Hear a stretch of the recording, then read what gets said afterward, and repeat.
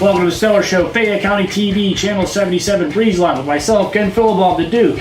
And those screams you hear in the background, those are not Victor. You should have just put it in the basket, huh, bud? Nah. In all seriousness, Victor, like myself, is on a little bit of a break. He'll be back next week when we film episode 28 live from the store here in the Uniontown Mall, the Stellar's Collectibles. Episode 27 with myself and the Duke here. We're just going to do a clip show and just do a brief introduction before we get into that. Before we get too farther along, Malloy's Paving, 724-277-8037 or 724-323-4179. Get a hold of Jack. It's not too late in the summer. He might be able to squeeze you in if you got a big project you need done next year. Maybe get a hold of Jack so you guys can get rolling on that. And you know what? I wanted to do a segment for Caden where we do his favorite, where we open up some vintage wax. But as Duke has seen firsthand, we did a few test runs and it didn't go too well. And plus, I'm paying for it internally. So you do have some cards coming, Caden. Those will be up at the shop for you. And that is always brought to you by Yinzer Valley Farms. I know they got wings on Wednesdays now. There's trivia nights some Friday nights, and also it's a great venue for weddings. So get on all the social medias and check out what Yinzer Valley Farms got going on.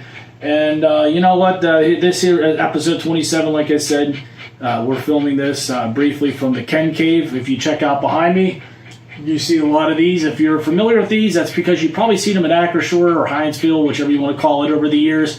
I picked these off one at a time from Mean Dean, and I'm sure my neighbors love me doing that this late at night. But it's not as fun without Victor here just blowing out his eardrum. But that being said, this is just a sample of what I have from the Ken Cave. From time to time, we'll be here and we'll show off some stuff that I've accumulated over the years. Like for example, this Ben Roethlisberger. This is a game-worn wristband of his. It's authenticated by the Steelers. It's autographed. It's also authenticated by Fanatics. So stuff like this from time to time when I'm filming from here, we'll, give you a peek at that. And don't let me forget DJ Rick. Every Thursday up at Iron Rock Tap House in Greensburg for Greensburg Idol. That's going to be every Thursday through the end of the summer, I believe, till the end of August. So don't, get up there, grab something to eat, and have a good time with participating in Greensburg Idol. It's still time to get in and sign up for that. I know they had a 90s night one night recently.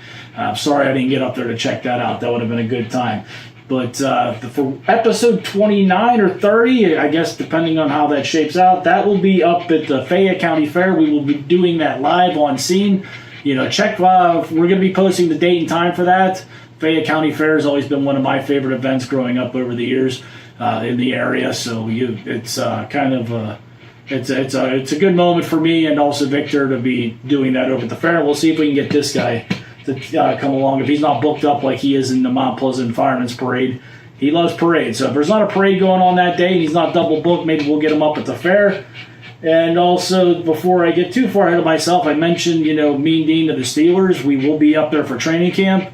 Look, if you're ever up that way, just come find me on the hillside. I know Victor's going to come for a time or two. 3D Dan Bird probably get up there on the weekends. Showrunner Adam, he'll be appearing at some point. And also the Polakowskis, the newlyweds that we've had. Here's a picture of them at a Pirate game recently, sporting the Stellar Show apparel. They do more than just T-shirts, so click on the link below and get yourself a hoodie like I'm wearing here.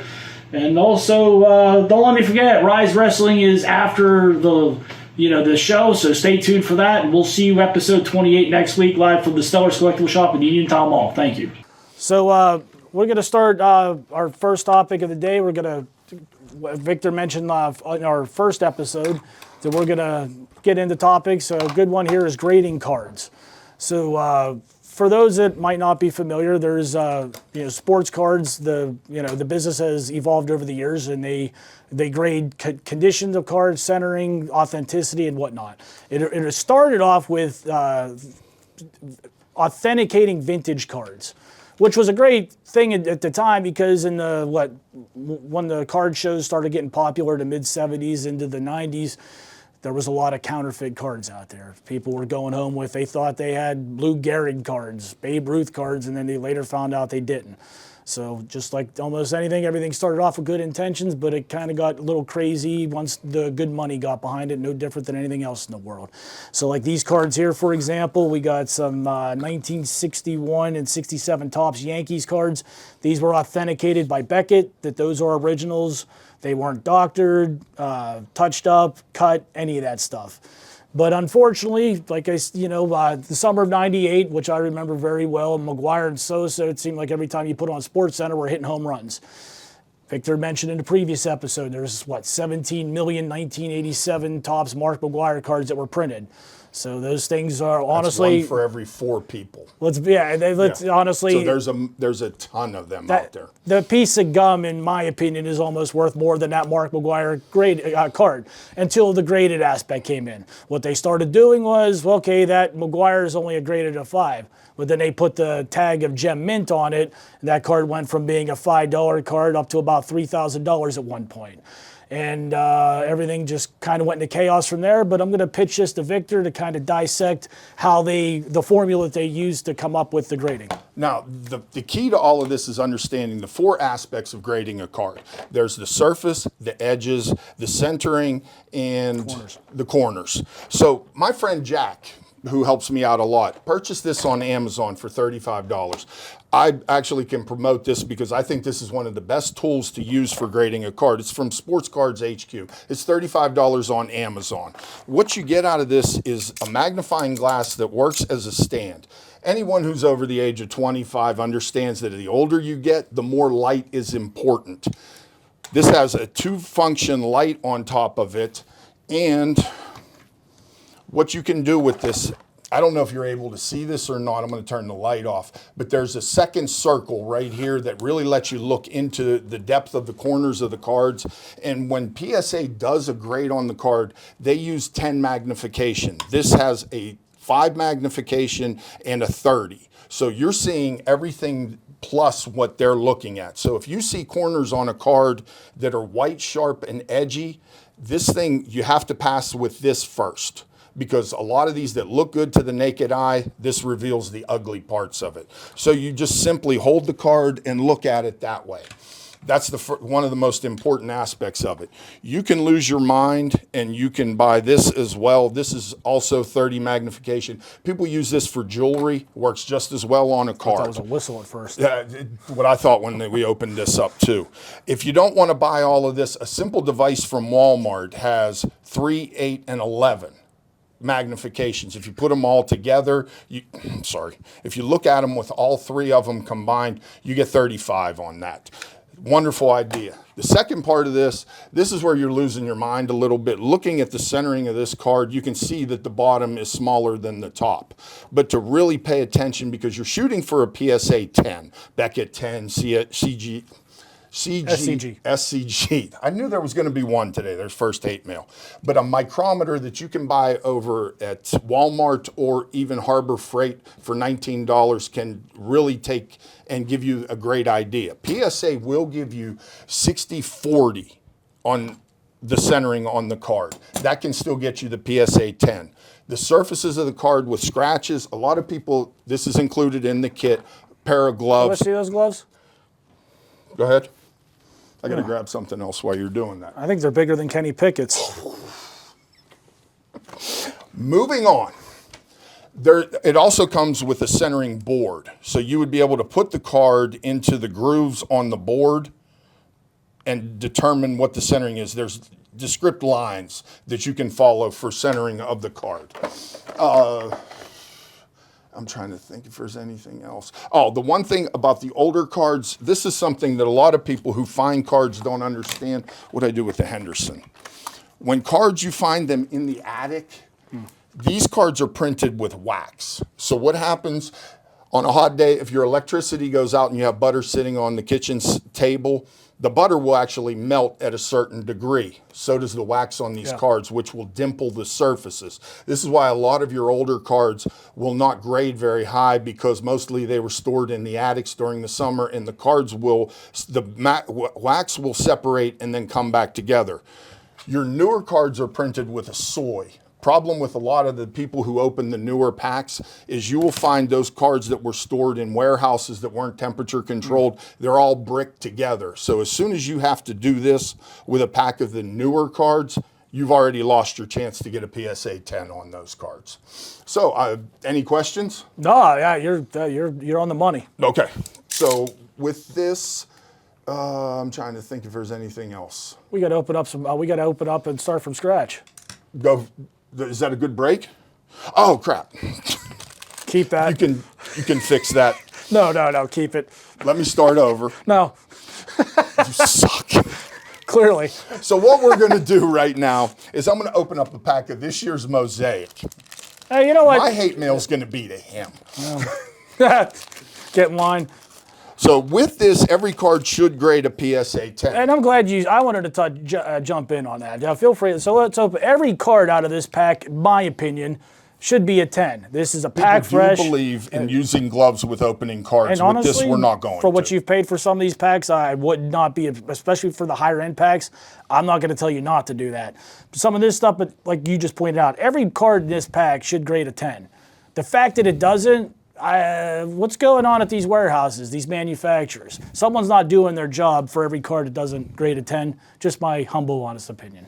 And sometimes with these brand new packs, what I just did right here, cleaning your cards is also, I'm glad you reminded me of this. What I just did right there is created a fingerprint on the second card.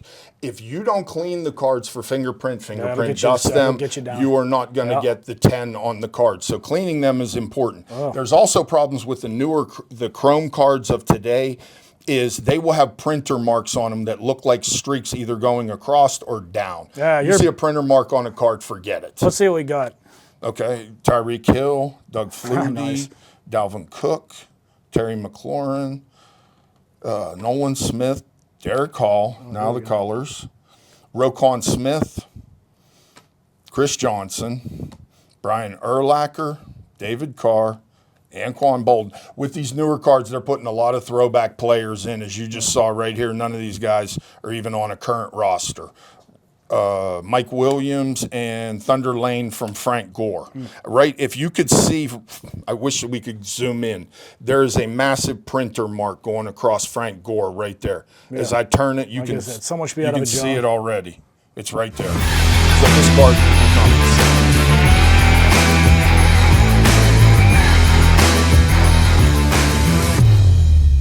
right now, he just called.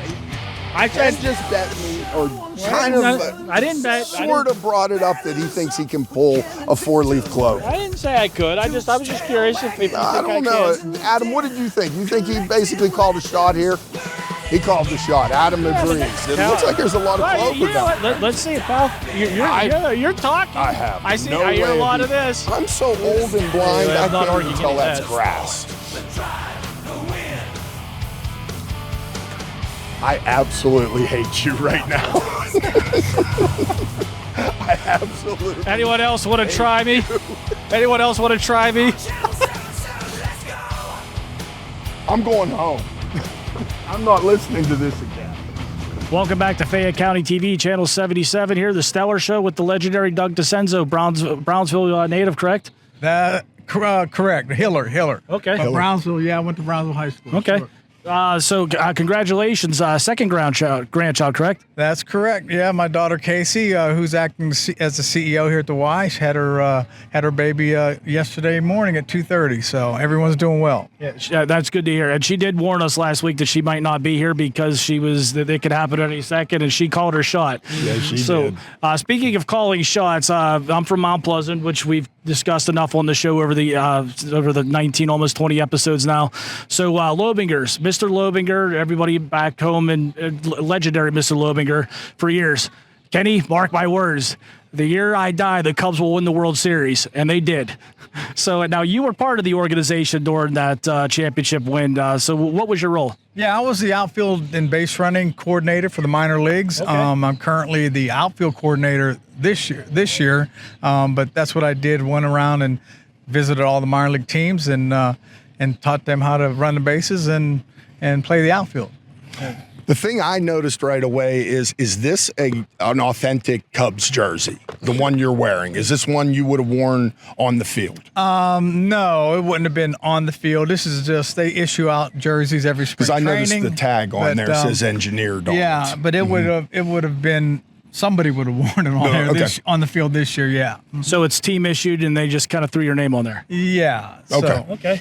So if I recall right, last week we pulled one of your 92 Topps baseball cards, and you played at Oklahoma State 84 to 85 World Series, correct? That's correct. Yep. Mhm. We finished third in '84, and we finished seventh in '85.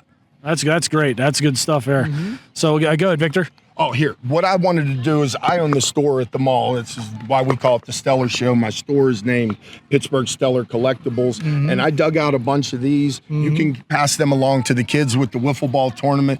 You at some point signed some of those. Yeah. So they're part Or of the did store's you? lore. Yeah. Is that your signature? Well, one of them is for sure. Oh, What's this? Which one doesn't look like your signature? This one.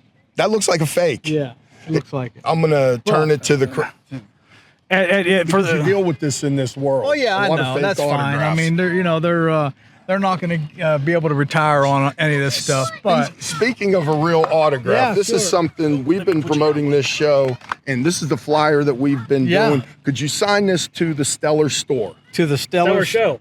Stellar Show. To, Yeah. okay, Yeah, do that.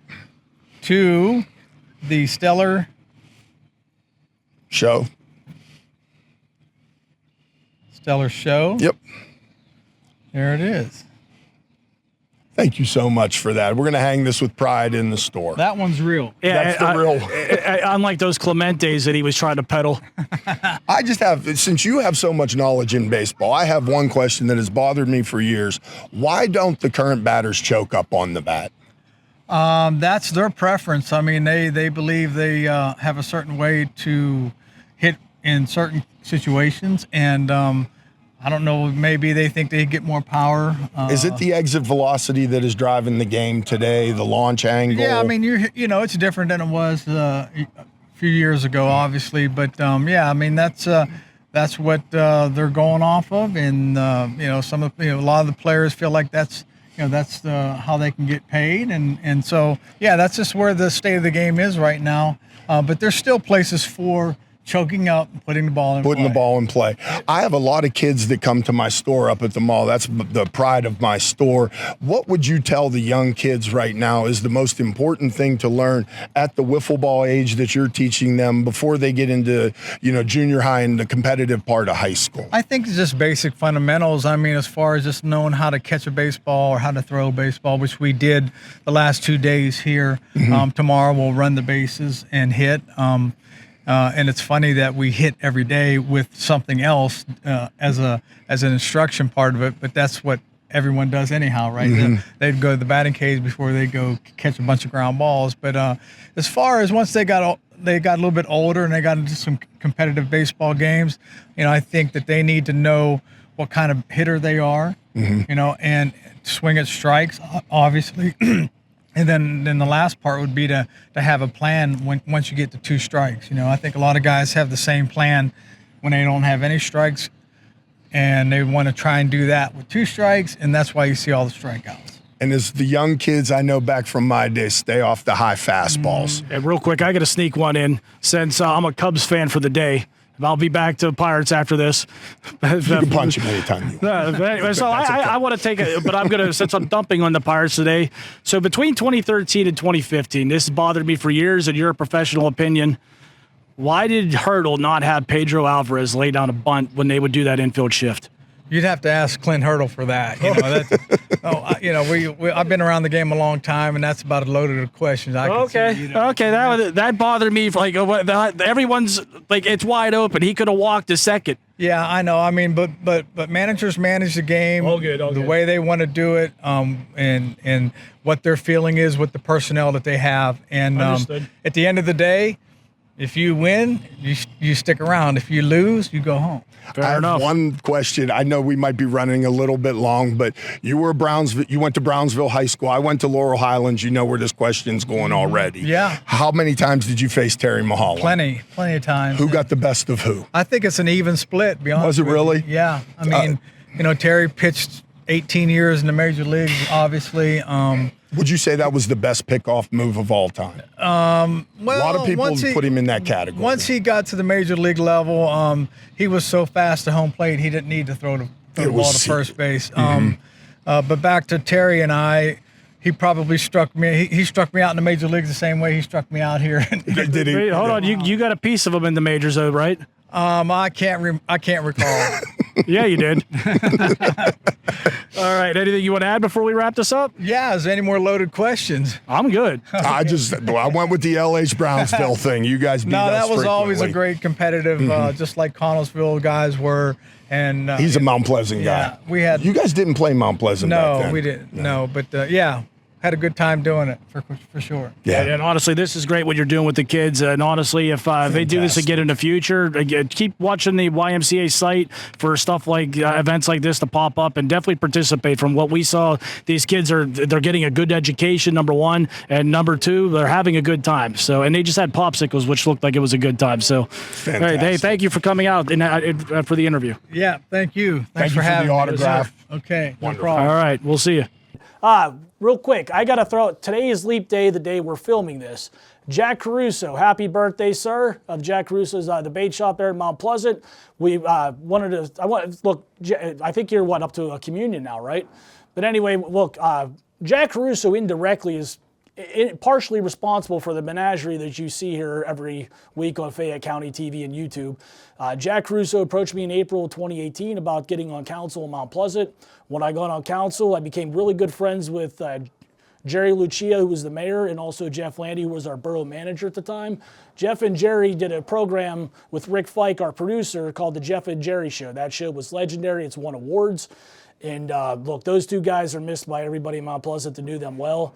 And this show is kind of, in an indirect way, carrying on the legacy by working with Vic and Rick of keeping their legacy alive. And Duke. And Duke. My manners. And speaking of Duke, folks, don't forget to adopt, preferably a stray, because you know what? And we still have a few of the tickets for the Friends of Fayette County, Friends Yeah. of Animals available on the Kenny Pickett towel. Yes. So stop up and finish that off so we can donate the money. Absolutely, yeah. We Ain't want that to right? help them out. So let's close this thing up, man. Let's close up shop. What do you got? I was on YouTube a day or two ago, and I came across an athletic video that came off on Mr. Bob Nutting. Oh, they were praising him, right? No, not at all. The thing tore him down, and They tore Bob Nutting down. Was the money this and- Hal Steinbrenner? No, it wasn't Hal Oh, okay. Steinbrenner. So this was just bud. this was one of these goofs that thinks they know finance is better than a billionaire. Some people just don't understand what the Pirates are trying to do. As you probably would like to say, how much did he spend on Mitch Keller? to all Exactly. those? Between Keller, Hayes, and Reynolds, he's over $300 million for the last big I contracts in the believe last they're at couple years. 74 million right now. And you know what? To these Which people, 2 years ago they were at 29. So $50 and you know what? million more. Let's also has let's been not spent. forget that 2-3 years ago there was checks bouncing from a network that wasn't giving them the money for airing them. So yeah, that gets Interesting that how gets glass houses are. yeah, right. And also to these people that know more about this than Nutting, I don't know, get a few $1 billion together, offer to buy the team off of him, and then run it and show everyone you're smarter than Bob Nutting. Until then, I don't know. My opinion is eat it. Anything you want to add to any of that? We still got How to. can you not stop on eat it? I don't know what to tell you here. I think I'm pretty good. We could open up another pack of cards if you want, or is there anything you want to add? I open up another pack of cards. You know what? Yeah, let's do it. I got 87 I tops want to here. watch you eat more gum. Actually, that last piece wasn't that I might bad. be doing the show myself next week if you eat more of that gum. Well, that one wasn't moldy. So that last one was. So we got Tom Seaver, Gerald Perry, Sean Dunston. Boy, remember the freak Number show one year of the pick in Pirates? draft. Yeah. Roger Clemens, that's a nice one.